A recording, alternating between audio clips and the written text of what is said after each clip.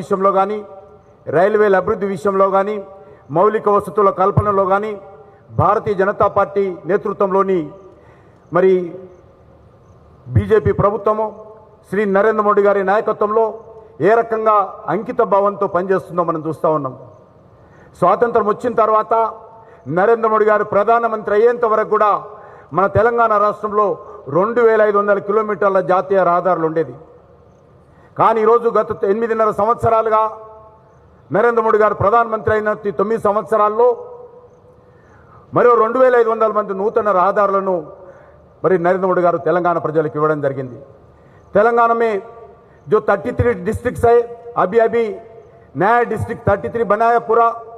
उस 33 डिस्ट्रिक्ट्स में 32 डिस्ट्रिक्ट्स का नेशनल हाईवे से भारत सरकार कनेक्टिविटी पूरा कंप्लीट किया है, एक पेद्दपल्ली छोड़कर. इस 9 साल में 1,10,000 से ज्यादा करोड़ रुपए नेशनल हाईवेज के ऊपर भारत सरकार आदरणीय प्रधानमंत्री नरेंद्र मोदी जी के नेतृत्व में तेलंगाना विकास के लिए, तेलंगाना के नेशनल हाईवेज के लिए खर्च किया है. ఈ రకంగా మరి భారత ప్రభుత్వం అనేక రకాల అభివృద్ధి కార్యక్రమాలు చేస్తూ ఉంది. ఈరోజు ఈ యొక్క రైల్వేల గురించి కూడా మనం చెప్పుకోవాలి. ఈ యొక్క రైల్వేల అభివృద్ధి అనేక రకాలుగా మరి ఈరోజు సికింద్రాబాద్ రైల్వే స్టేషను గత నెలలోనే ప్రధానమంత్రి గారు స్వయంగా వచ్చి 720 కోట్లతోటి ఎయిర్పోర్ట్ ఏ రకంగా ఉంటుందో అదేవిధంగా ఈ యొక్క సికింద్రాబాద్ రైల్వే స్టేషన్ కూడా భూమి పూజ చేసిన విషయాన్ని మనం చేస్తూ ఉన్నాం. హైదరాబాద్ నుంచి యాదాద్రి వరకు 350 కోట్లతో ఎంఎంటీఎస్ నూతన రైలును ఏర్పాటు చేయడం కోసం కూడా ప్రధానమంత్రి గారు మంజూరు చేశారని చెప్పి ఈ సందర్భంగా మనం చేస్తున్నాను. హైదరాబాద్ నుంచి వరంగల్ వరకు మొట్టమొదటి సిమెంట్ రోడ్డు నేషనల్ హైవే 1900 కోట్ల రూపాయలతోటి నరేంద్ర మోడీ గారు ప్రభుత్వము మంజూరు చేసింది. ఈరోజు మనకు తెలుసు ఈ యొక్క వరంగల్ నడిబొడ్డున 150 ఎకరాలలో ఈరోజు రైల్వే మ్యానుఫ్యాక్చరింగ్ యూనిట్ ఈరోజు రైల్ మ్యానుఫ్యాక్చరింగ్ యూనిట్ వస్తూ ఉంది. ఇందులో రోజుకు 7 వ్యాగన్ల చొప్పున, నెలకు 200 వ్యాగన్ల చొప్పున, సంవత్సరానికి 2400 వ్యాగన్ల చొప్పున ఇక్కడ ఉత్పత్తి చేసేటువంటి సామర్థ్యంతో ఈ యొక్క రైల్వే ఉత్పత్తి పరిశ్రమను ఇక్కడ ఏర్పాటు చేస్తూ ఉన్నారు నరేంద్ర మోడీ గారు. ఇంతో పెద్ద మనసుతో భవిష్యత్తులో ఈ రైల్వేకి కావలసినటువంటి అన్ని అవసరాలు కూడా ఈ యొక్క వ్యాగన్ తర్వాత అవసరమైతే ఇతర అన్ని రకాలుగా ఇక్కడ మ్యానుఫ్యాక్చరింగ్ చేసుకోవడానికి అవకాశం ఉంటుంది. ఫస్ట్ ఫేజ్లో 500 కోట్ల పైచీలకు ఈ యొక్క పరిశ్రమకు పెట్టుబడి పెడతా ఉన్నాం. ఖచ్చితంగా నాకు పూర్తి విశ్వాసం ఉంది 3000 మంది ఉద్యోగాలు వచ్చేటువంటి ఈ యొక్క రైల్వే మ్యానుఫ్యాక్చరింగ్ యూనిట్లో తప్పకుండా తెలంగాణ ప్రజలకు, వరంగల్ జిల్లాకు ఎంతో మేలు జరుగుతుందని ఈ సందర్భంగా నేను మనవి చేస్తూ మరొకసారి నేను మనందరి తరఫున గౌరవ ప్రధానమంత్రి గారికి, మిగతా అతిథులందరికీ స్వాగతం పలుకుతూ సెలవు తీసుకుంటున్నాను.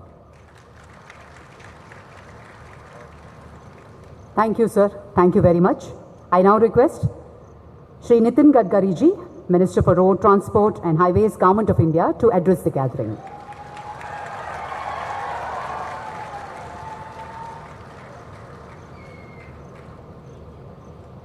परम आदरणीय प्रधानमंत्री जी, परम आदरणीय राज्यपाल महोदय जी, कैबिनेट में मेरे सहयोगी किशन रेड्डी जी, आदरणीय बंडी संजय जी और उपस्थित सभी भाई और बहनों, आदरणीय प्रधानमंत्री जी के नेतृत्व में इस 9 साल की विशेषता रही है कि उन्होंने इंफ्रास्ट्रक्चर डेवलपमेंट के लिए हाईएस्ट प्रायोरिटी दी है. गति शक्ति योजना के द्वारा अलग अलग इंफ्रास्ट्रक्चर के प्रोजेक्ट्स में प्लानिंग से लेकर इम्प्लीमेंटेशन तक एक कोऑपरेशन, कोऑर्डिनेशन एंड कम्युनिकेशन भी प्रस्तापित हुआ है. यह हाईवे बनाते समय विशेष रूप से प्रधानमंत्री जी ने जो 120 एस्पिरेंट डिस्ट्रिक्ट निकाले हैं, जो 500 ब्लॉक्स जो सोशली, इकोनॉमिकली, एजुकेशनली बैकवर्ड है, उनके विकास में ये रोड कैसे उपयोगी होंगे इसका भी विचार किया गया है. मुझे बहुत खुशी है कि तेलंगाना में अभी तक 1,10,000 करोड़ के प्रोजेक्ट कुछ कंप्लीट हुए, कुछ ऑनगोइंग है, कुछ शुरू हुए हैं. पर विश्वास है मुझे कि 2024 समाप्त होने के पहले हम तेलंगाना में 2 लाख करोड़ रुपए का निवेश करेंगे और तेलंगाना का रोड इंफ्रास्ट्रक्चर बहुत ही अच्छे क्वालिटी का बनाएंगे। केवल नेशनल हाईवे का काम हो रहा है ऐसा नहीं है। तो नागपुर से विजयवाड़ा, जिसमें आज पैकेज का भूमि पूजन प्रधानमंत्री जी कर रहे हैं, ये 594 किलोमीटर है। इसकी कीमत 16,000 करोड़ है और तेलंगाना में इसकी लेंथ 401 किलोमीटर है। इस हाईवे से स्वाभाविक रूप से काफ़ी बड़े प्रमाण पर यहाँ विकास होगा। विशेष रूप से यह हाईवे महाराष्ट्र, तेलंगाना और आंध्र प्रदेश से गुजर रहा है और 288 किलोमीटर का जो कॉरिडोर है वो ब्राउन फील्ड है, यानी ग्रीन है। पहले यहाँ रोड नहीं है और इसके कारण हम लोग डिस्टेंस को भी कम करने जा रहे हैं। नागपुर विजयवाड़ा एक्सप्रेसवे का 402 किलोमीटर तेलंगाना राज्य से गुजर रहा है और ये महाराष्ट्र के जियोगांव से तेलंगाना राज्य सीमा तक प्रवेश करता है। तेलंगाना राज्य में आसिफाबाद, मंचेरियल, पेदप्पल्ले, जयशंकर, भूपालपल्ली, हनुमाकोंडा, वारंगल, खम्मम इस जिले से गुजरता है और विजयवाड़ा के पास मिलता है। Singareni thermal plant, NTPC, Kaleshwaram lift सिंचाई परियोजना, खम्मम, वारंगल उद्योग, धार्मिक और पर्यटन स्थल, इसमें विशेष रूप से इसका उपयोग होने वाला है। मुझे बहुत खुशी है कि जो इंडस्ट्रियल क्लस्टर्स है, लॉजिस्टिक पार्क है, पोर्ट के लिए माल भेजना है, उसके कारण निश्चित रूप से एक्सपोर्ट और इंपोर्ट में भी इससे काफ़ी सुविधा प्राप्त होगी। विशेष रूप से तेलंगाना में हम एक सूरत, नासिक, नगर, सोलापुर, करनाल और हैदराबाद, चेन्नई तक एक नया रोड बना रहे हैं। हम अक्सर भाषण में कश्मीर से कन्याकुमारी तक कहते थे, पर आपको पता होगा कि हिमाचल प्रदेश में वहाँ हमारी मनाली जो है, वहाँ रोहतांग पास पर जाने के लिए 3.5 घंटे लगते थे। अब वहाँ अटल टनल बनी है जिसका उद्घाटन प्रधानमंत्री जी ने किया है, केवल 8 मिनट में सफ़र हो जाती है। और उस टनल से बाहर आने के बाद हम करीब 5 टनल बना रहे हैं और हिमालय के बीच में से नया रोड बना रहे हैं लद्दाख और लेह तक। लद्दाख और लेह के बाद कारगिल के नीचे एक झोजिला, एक काफ़ी बड़ी टनल बना रहे हैं, आशिया की सबसे बड़ी।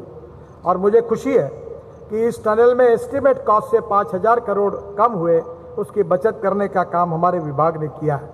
उसके बाद झेड़मोर टनल है और वहाँ से श्रीनगर आने के बाद श्रीनगर और जम्मू के बीच में 18 टनल है, उसमें से 14 टनल पूरी हुई है।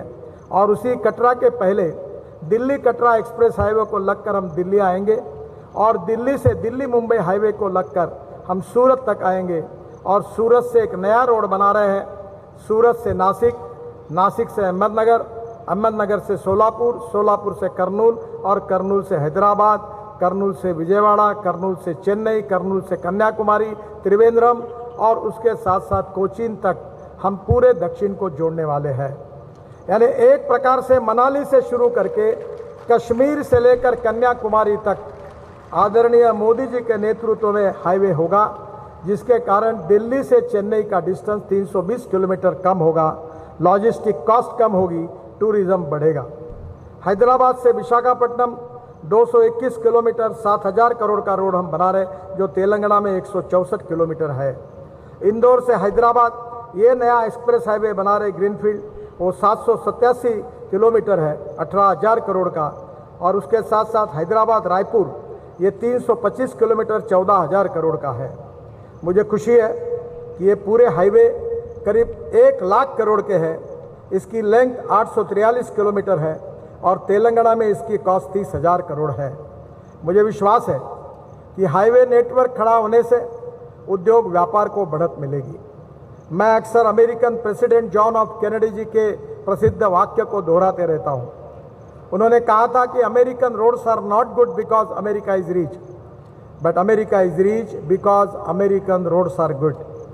और मुझे खुशी है कि प्रधानमंत्री जी के नेतृत्व में जो रोड इंफ्रास्ट्रक्चर डेवलप होगा, वो यहाँ के माइनिंग इंडस्ट्री को, ट्रेड बिजनेस को, एक्सपोर्ट इंपोर्ट को और विशेष रूप से जो डेवलपमेंट की छोटी छोटी सेंटर्स है उनको जोड़कर हम निश्चित रूप से रोजगार का निर्माण करेंगे। इंडस्ट्री में कैपिटल इन्वेस्टमेंट आएगा, जवान लोगों को रोजगार मिलेगा और जो मोदी जी का सपना है कि आत्मनिर्भर भारत बनाना, $5 ट्रिलियन की इकोनॉमी बनाना, ये निश्चित रूप से ये सपना अमृत काल में पूरा होगा। मुझे बहुत खुशी है कि प्रधानमंत्री जी ने यही हमें बताया है कि सबका साथ, सबका विकास और सबका प्रयास। सबके प्रयासों से इस देश को निर्माण करना है। हमने सभी राज्यों के साथ न्याय करते हुए देश के इंफ्रास्ट्रक्चर को इंटरनेशनल स्टैंडर्ड का डेवलप करने की कोशिश की है और उसी से देश के विकास में चार चांद तो लगेंगे ही, पर हमारा रोड इंफ्रास्ट्रक्चर धीरे धीरे वर्ल्ड स्टैंडर्ड का बनेगा। मुझे बहुत खुशी है कि प्रधानमंत्री जी आज इस कार्यक्रम के लिए आए हैं। मैं अपने विभाग की ओर से उनका अभिनंदन करते हुए उनको बहुत बहुत शुभकामनाएं देता हूं। ऐसे और 9 पैकेजेस हैं जो नागपुर से विजयवाड़ा तक जाने वाले हैं। इसी प्रकार से निश्चित रूप से एक बहुत बड़ा परिवर्तन तेलंगाना में होगा और तेलंगाना का विकास में प्रधानमंत्री जी के नेतृत्व में हमारा डिपार्टमेंट अच्छे रोड तेलंगाना के जनता को निश्चित रूप से बना कर देंगे। इसी विश्वास के साथ मैं अपनी बात को समाप्त करता हूं। धन्यवाद, नमस्कार।